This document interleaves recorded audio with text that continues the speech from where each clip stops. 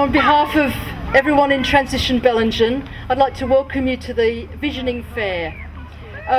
My most important task this afternoon is to welcome our honoured guest, Auntie B. Bellingen, who is a local Indigenous elder. Downs or yarn-ups would take however long it takes and would be inclusive of all who could add their individuality.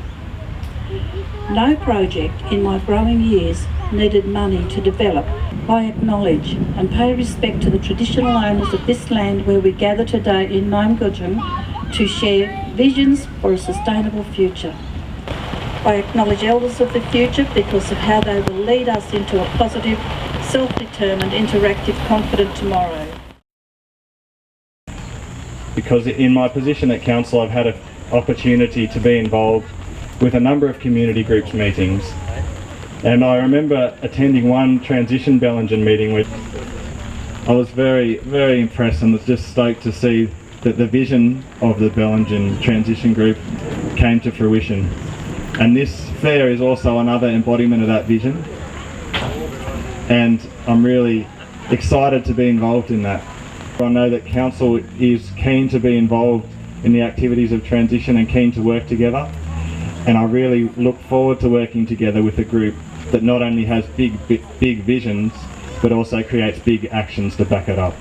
Thank you.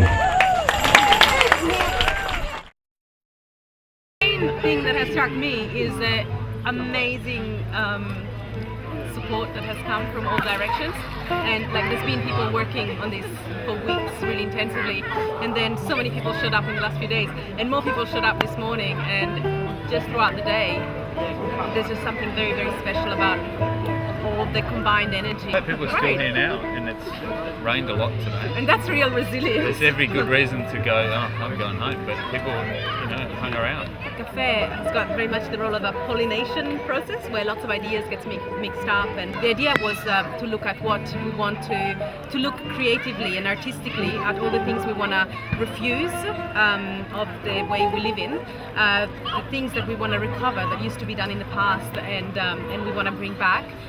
Everything that we really cherish that we already have and we want to continue, and how we want to create our future, the things we want to create, the new things that we need to bring in. And I think from that we want to strengthen all these resources that we already have to create a much more resilient society. So a resilient society that can adapt to change, the change that is definitely coming. We are experiencing crisis at so many levels, and in a way bringing together a joyful, celebratory, community-minded event to prepare and to give us inspiration and connectedness, so that then we can take steps, active, concrete steps. And in fact the plan is for this to be in a way a seed for what we're doing next year. There's so much energy here today, there's so many different things that are going on, there's so much creativity and vision in this town that I really believe that if we can be a leading light, this area can be a leading light to show what a sustainable, thank you Darren, to show what a sustainable future really can be. We can do it here.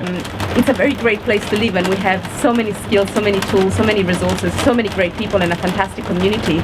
So we start in a very strong place, but there's many steps that we need to take to address transport, housing, the way we get our food, there's, everything, education.